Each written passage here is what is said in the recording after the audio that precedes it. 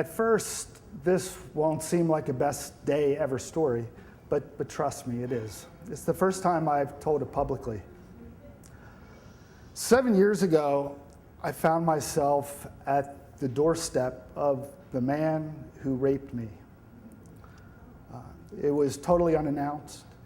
Last time he had seen me was when I was 14, when it happened. And last time he had met me was about a week before that.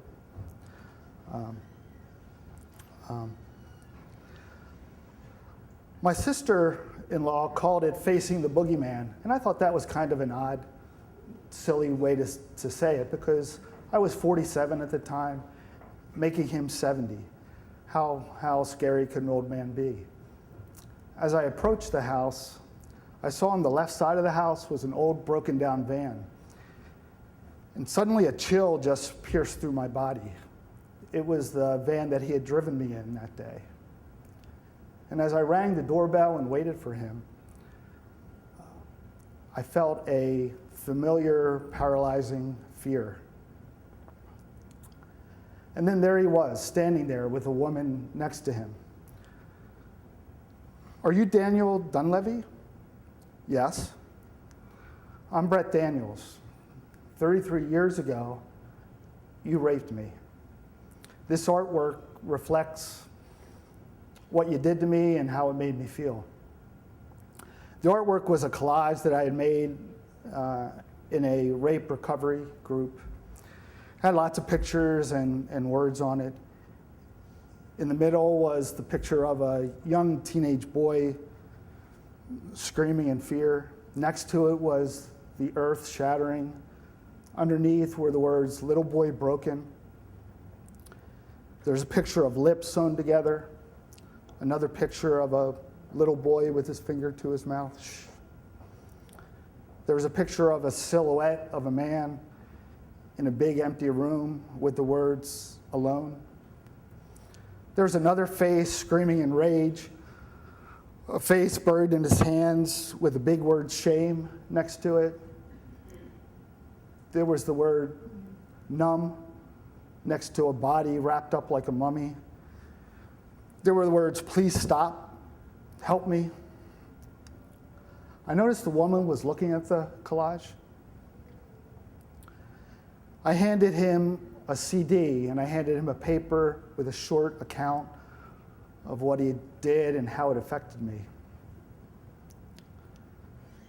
This artwork, these words, this music reflects the shame and the fear that I've been carrying with me for the last 33 years.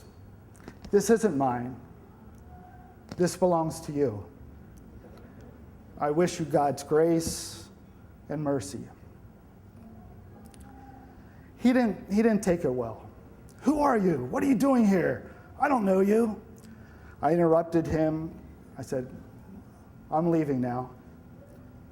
And as I walked away and walked toward my car where my brother was waiting about 100 yards away, I noticed he went into his home, and then he came out and got it in his car.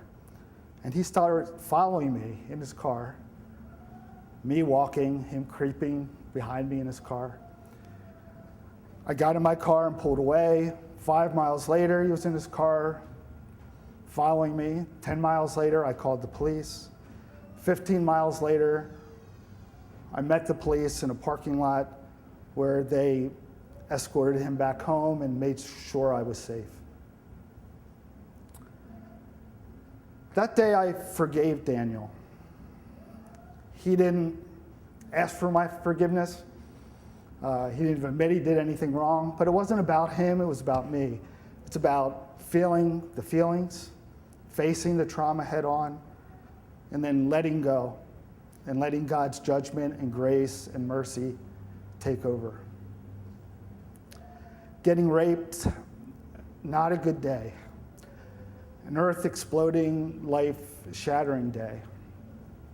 But taking a stand to restore my trust in myself, my trust in others, trust in God, facing the boogeyman as a 14-year-old boy in a 47-year-old man's body, and restoring my faith that no matter what, love conquers all. Best day ever. Thanks for